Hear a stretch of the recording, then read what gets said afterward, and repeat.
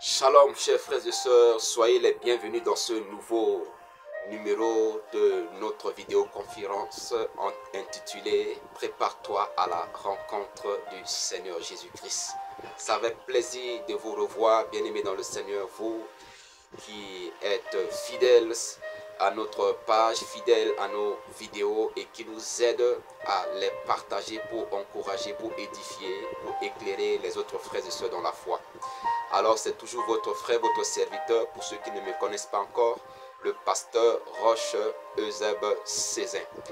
Alors nous sommes dans une nouvelle vidéo où nous allons parler du châtiment. Alors bien aimés dans le Seigneur, comme d'habitude, suivez la vidéo du début jusqu'à la fin.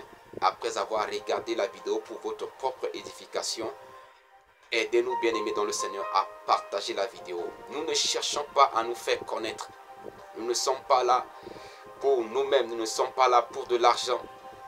Mais nous sommes là bien aimés dans le Seigneur parce que nous avons une mission à accomplir. Et cette mission est de préparer les enfants de Dieu à la rencontre du Seigneur Jésus. Et comme j'aime le dire, une chose est de dire que je suis chrétien. Une chose est de dire que je suis baptisé. J'ai donné ma vie à Jésus. Mais une autre chose est d'être dans la disposition qui va nous permettre de rencontrer le Seigneur Jésus. Alors, bien aimé dans le Seigneur, il y a quelque chose que la Bible appelle le châtiment. Il est très important qu'on en parle. Il est très important qu'on ait une connaissance et une bonne compréhension de cela. C'est quoi le châtiment? Quand nous parlons de châtiment, nous voulons parler tout simplement de la punition ou encore du correction. Et il est très important que nous comprenions que ce Dieu que nous disons qu'il est amour, ce Dieu que nous disons qu'il est miséricordieux, il châtie aussi. Ah oui. Ah oui. Beaucoup de personnes ne savent pas que Dieu dans son amour châtie. Beaucoup de personnes ne savent pas que Dieu dans sa miséricorde ou dans sa grâce châtie. Ce n'est pas parce que nous sommes au temps de la grâce que Dieu ne châtie pas. Ce n'est pas parce qu'il est amour qu'il ne châtie pas. Dieu châtie. Et il est important que nous prenions connaissance de cela.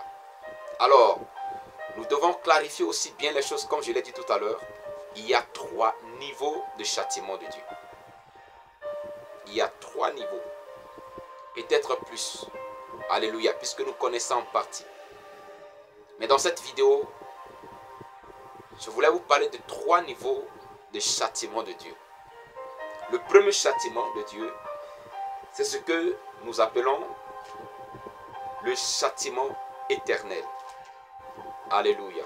Et ce châtiment, tous ceux qui veulent rencontrer le Seigneur Jésus doivent éviter ce châtiment. Si vous voulez rencontrer le Seigneur Jésus-Christ, bien-aimé dans le Seigneur, si vous voulez aller au paradis, vous devez éviter ce châtiment qu'on appelle le châtiment éternel. Et nous allons voir comment faire pour éviter ce châtiment afin de rencontrer le Seigneur Jésus. Puisque nous sommes dans cette émission qui est intitulée « Prépare-toi à la rencontre du Seigneur Jésus-Christ ». Soyez encore une fois de plus la bienvenue. Jean chapitre 3, le verset 36. Écoutez ce que dit la parole de Dieu. Jean chapitre 3, le verset 36 dit: celui qui croit au Fils a la vie éternelle. Celui qui ne croit pas au Fils ne verra point la vie, mais la colère de Dieu demeure sur lui. Alléluia. Celui qui croit au Seigneur Jésus-Christ, il aura la vie éternelle. Mais celui qui ne croit pas au Seigneur Jésus-Christ, la Bible dit, la colère de Dieu, le châtiment de Dieu demeure sur lui. Et c'est un châtiment éternel. Ou celui qui ne croit pas au Seigneur Jésus-Christ sera jeté dans le feu ardent de l'enfer. Là où il n'y a pas de repos. Là où il y a la souffrance atroce. Alors, bien-aimé dans le Seigneur, c'est quelque chose à éviter coûte que coûte. Nous devons éviter le châtiment éternel. Et il y a une seule et unique moyen. Il y a un seul et unique moyen. Excusez-moi, j'espère que je m'exprime bien. Il y a un seul moyen, je vais me limiter là. Il y a un seul moyen pour éviter ce châtiment. Et c'est de donner notre vie au Seigneur Jésus-Christ. C'est de recevoir Jésus-Christ comme notre Seigneur et Sauveur personnel. C'est de faire de Jésus-Christ le maître de notre vie. C'est de croire que Jésus-Christ est mort à la croix pour nous donner la vie et l'accepter dans notre vie. Mais celui qui méprise, oh, on dit que Jésus, depuis, on dit qu'il va venir, il ne vient pas, d'autres disent qu'on dit qu'il est mort, il n'est pas mort. Celui qui méprise l'œuvre que le Seigneur Jésus-Christ a accompli à la croix, la Bible dit celui-là aura le châtiment de Dieu. Et ce châtiment, c'est un châtiment éternel. Voilà pourquoi je vous encourage, je vous conseille à éviter ce châtiment. C'est un châtiment éternel où l'on va partir, excusez-moi, où les gens vont passer, voilà, je vais dire, vont passer l'éternité dans les temps de feu, l'éternité. Bien-aimés dans le Seigneur, l'éternité dépasse les 100 ans, les 60 ans, les 50 ans, les 40 ans que nous faisons sur la terre. La vie sur la terre est courte, on ne peut pas comparer la vie terrestre avec l'éternité. Alors ne prenez pas ça aux blagues. Passer une éternité dans le feu qui ne s'éteint pas n'est pas une chose facile, bien aimé dans le Seigneur. N'est pas une chose supportable. Alors je vous conseille de ne pas mépriser le Seigneur Jésus-Christ, de ne pas mépriser l'œuvre de la croix, mais de considérer cela et d'ouvrir la porte de votre cœur et faire de Jésus le maître de votre vie. Il n'y a que lui seul qui peut vous épargner du châtiment éternel. Que Dieu vous bénisse. Alors, nous allons parler du deuxième châtiment. Le deuxième châtiment, c'est ce que dans mon langage j'appelle le châtiment par amour. Le châtiment par amour. Je ne sais pas quel nom les théologiens donnent à cela. Mais comme je l'ai dit selon mon langage, je parle de châtiment par amour. Nous lisons Hébreux le chapitre 12. Le verset 7 au verset 10. Excusez-moi si je suis un peu rapide. Je n'aime pas faire des vidéos plus de 15 minutes. Je ne veux pas faire des vidéos plus longues. Hébreux chapitre 12, verset 7 au verset 10. Il est écrit: supportez le châtiment. C'est comme des fils que Dieu vous traite. Car quel est le Père, quel est le Fils qu'un Père ne châtie pas? Verset 8. Mais si vous êtes exempt du châtiment auquel tous ont part, vous êtes donc des enfants illégitimes et non des fils. 9. D'ailleurs, puisque nos pères selon la chair nous ont châtiés et que nous les avons respectés, ne devons-nous pas, à bien plus forte raison, nous soumettre au Père des esprits pour avoir la vie? Noé, excusez-moi, nos pères nous châtiaient pour peu de jours, comme ils le trouvaient bon. Mais Dieu nous châtie pour notre bien, afin que nous participions à la sainteté. Verset 11. Il est vrai que tout châtiment semble d'abord un sujet de tristesse et non de joie, mais il produit plus tard pour ceux qui ont été ainsi exercés un fruit paisible de justice. Que le Seigneur bénisse sa parole. Mais si vous permettez, je vais relire cette partie, le verset 11, non, le verset 10, voilà, le verset 10, qui dit: nos pères nous châtiaient pour peu de jours, comme il le trouvait bon. Mais Dieu nous châtie pour notre bien, afin que nous participons à la sainteté. Que le Seigneur bénisse sa parole. Tout simplement, nous avons l'habitude de résumer cette phrase en disant que Dieu châtie ceux qu'il aime. Et comme on a défini le châtiment comme une punition, une correction, Dieu corrige ses enfants. Et c'est par amour. Quand tu es enfant de Dieu et tu vis dans la désobéissance, Dieu peut te corriger. Et le but de la correction, c'est pour te mettre sur le droit chemin. Mais si tu ne comprends pas ça, et tu demeures dans l'incrédulité, ce n'est pas bien. Et l'auteur de ce livre d'Hébreux dit, il est bien vrai que quand on parle de châtiment, ce n'est pas un sujet de joie. Quand on dit on va châtier quelqu'un, ce n'est pas un sujet de joie. Mais, en tant que des enfants de Dieu, nous devons supporter les châtiments de Dieu parce qu'il le fait pour notre bien. Il le fait pour notre bien. Donc, bien-aimés dans le Seigneur, il peut arriver que certaines situations dans notre vie sont des fruits de châtiment de Dieu. Il est bien vrai que les chrétiens du 21e siècle attribuent tout aux sorciers, attribuent tout aux liens, aux alliances, aux malédictions. Mais certains blocages dans notre vie ne sont pas des fruits des liens. Moi, je suis de ceux qui ne croient pas à ce qu'un lien peut bloquer la vie d'un enfant de Dieu né de nouveau. Je ne crois pas cela. Je ne crois pas cela. Si votre expérience vous montre que c'est vrai, mais moi, la parole de Dieu ne m'a pas dit que c'est possible. Je préfère me fier à la parole de Dieu qu'aux expériences des hommes. Alléluia. Un enfant de Dieu ne peut pas être bloqué par un lien ou par un lien ancestral. Bon, je ne sais pas comment. Ils ont l'habitude d'appeler, ils ont des noms pour tout cela. Mais certains blocages dans notre vie sont des fruits du châtiment de Dieu. Parce que nous désobéissons à Dieu. Parce que nous ne sommes pas obéissants. Parce que nous ne menons pas une vie qui plaise à Dieu.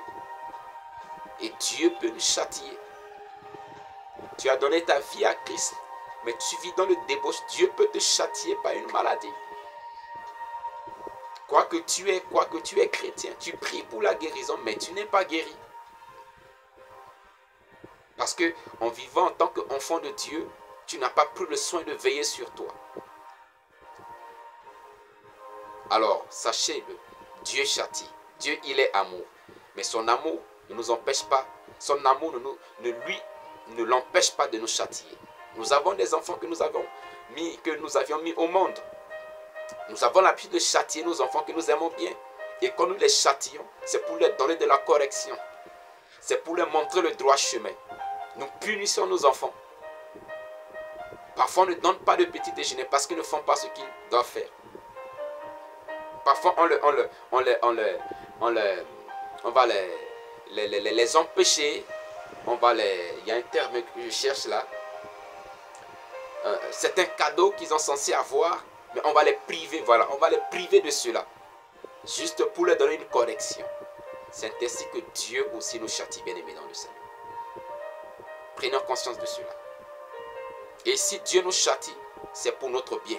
C'est pour que nous nous repositionnons. C'est pour que nous mettons de l'ordre dans notre vie. Alors le troisième niveau de châtiment, c'est ce que j'appelle le châtiment des incrédules. Alléluia. Le châtiment des incrédules. Le châtiment des incrédules. Ou encore des rebelles. Des rebelles. Et c'est un châtiment qui peut conduire à la mort. Quoi qu'on ait des enfants de Dieu. Vous voyez, je pense bien que c'est dans Actes, je suis en train de chercher ça. Excusez-moi, je n'avais pas prêté ça. Dans Actes des Apôtres, je pense que c'est le chapitre 5, je voulais me rassurer. Voilà, le chapitre 5, à partir du verset 1, où la Bible nous parle d'Ananias et Saphira. C'était des croyants, c'était des disciples. Mais je ne sais pas par orgueil, je ne sais pas par incrédulité, par quel esprit ils sont venus mentir. mentir à l'apôtre Pierre. Et Pierre a dit, pourquoi mentir à l'Esprit de Dieu? Et ils ont reçu un châtiment. Ils étaient morts sur place. Il y a des châtiments.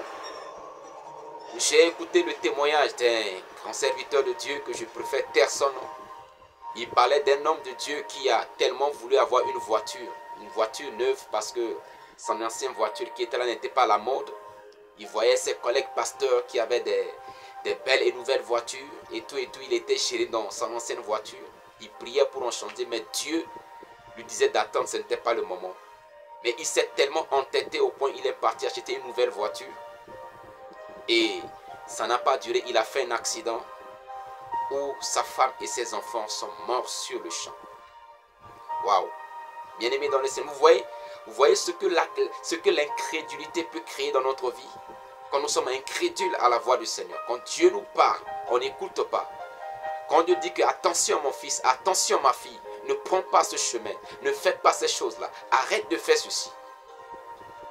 Et on n'obéit pas, on subit le châtiment de Dieu.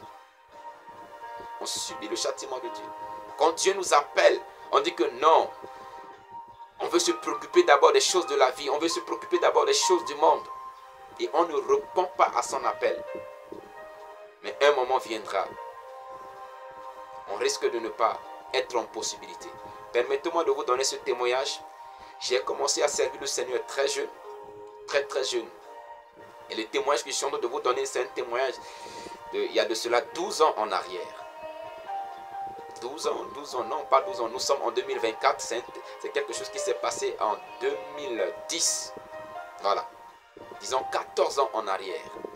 En 2010, je quittais un pays pour un pays et c'était en bateau.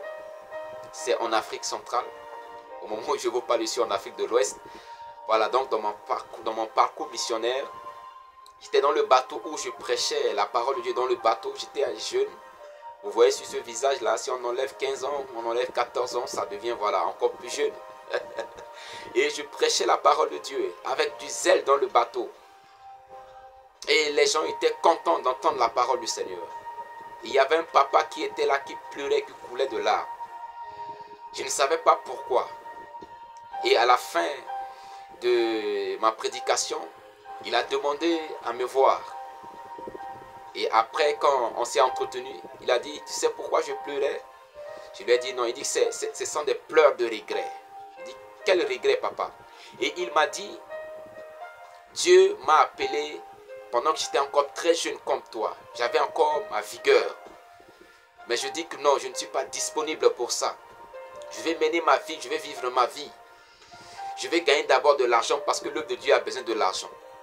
Je cours de gauche à droite pour faire des business par-ci par-là. Mais à chaque fois que le business commence à grandir, ça tombe. C'était des châtiments de Dieu, mais il ne comprenait pas le langage de Dieu. Jusqu'à ce qu'un jour, il y a une maladie qui l'a emporté. Et c'est dans cette maladie qu'il s'est senti obligé maintenant de faire quoi? De répondre à l'appel du Seigneur. En ce moment-là, son âge était déjà avancé. Et il a dit, tu vois, c'est maintenant que je me dispose pour servir le Seigneur. Mais je n'ai pas cette vigueur que tu as. Il dit, il n'a pas cette vigueur que j'ai. Parce que je suis jeune, je parle. Et ça donne la vie, les gens sont contents de m'entendre parler. Alors que lui dit, même quand on me met devant la chair, dans l'église, quand je prêche, même les gens sont en train de dormir. Parce que je parle lentement, parce que je suis fatigué. Bien-aimés dans le Seigneur, le Seigneur châtie parfois pour nous interpeller. Et il faut être dans le temps de Dieu. Là, c'est un autre sujet. Peut-être on parlera de ça plus tard. Alors, j'aimerais tout simplement vous dire dans cette vidéo, bien-aimés dans le Seigneur, le Dieu que nous adorons, que nous disons qu'il est amour, il châtie aussi. Et nous devons éviter son châtiment, surtout les deux châtiments. Le châtiment des incrédules, nous ne devons pas être incrédules devant Dieu. Le châtiment éternel, nous ne devons pas subir ce châtiment parce que cela nous conduit directement à la vie. Cela nous conduit directement à la mort éternelle. Par contre, le châtiment d'amour, nous devons en tirer des leçons pour nous rapprocher davantage de Dieu, pour mettre de l'ordre dans notre vie, pour corriger nos fautes et continuer la marche dans la volonté de Dieu. Que Dieu vous bénisse, que sa grâce soit sur vous, que sa paix soit dans votre cœur, au nom de Jésus-Christ. Partagez la vidéo pour aider d'autres frères, d'autres sœurs dans la foi. Shalom à vous et à la prochaine vidéo.